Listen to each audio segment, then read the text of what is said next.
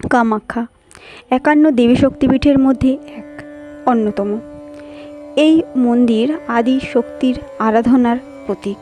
আর এই আদি শক্তিপীঠে অম্বুবাচী মেলা 4 দিনব্যাপী উদযাপন করা হয় বিশেষ সমারোহে।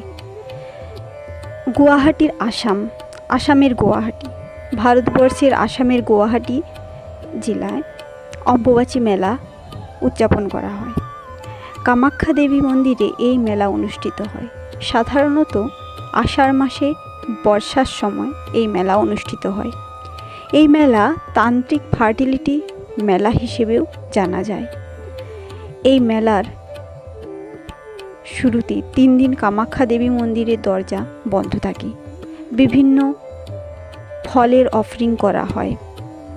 এই মেলা ভালো বর্ষার সূত্রপাত বা খুব ভালো বৃষ্টিপাত হয়, যার জন্য ভালোভাবে চাষাবাদ করা যাবে, তারই উদ্দেশ্যে এই কামাখ্যা দেবী টেম্পলে অম্বুবাচী মেলা উদযাপন করা হয় আষাঢ় মাসে।